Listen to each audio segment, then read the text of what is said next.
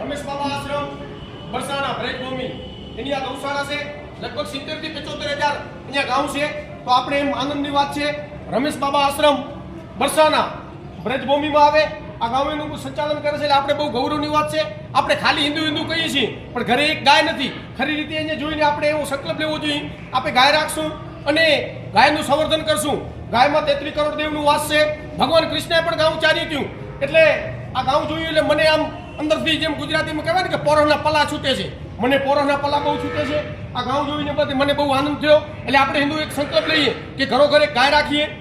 બરસાના બ્રજભૂમિ રમેશ બાબા આશ્રમ આ 2 number gate છે. અહીંયાથી ગુરુવર્ય એટલે અમારા ત્રિકમદાસજી મહારાજનું અહીંયાથી હામૈયું છે અને રમેશ બાબા આશ્રમમાં કથા છે. તો આ બ્રજભૂમિ બરસાના ગૌશાળા છે એનું તમે સીન જોઈ શકો છો.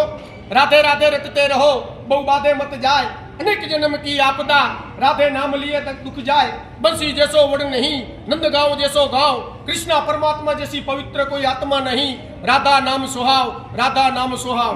बोलो राधे महारानी की जय, गौ माता की जय, ब्रज भूमि की जय, यमुना मैया की जय। श्री राधे श्री राधे श्री राधे श्री राधे।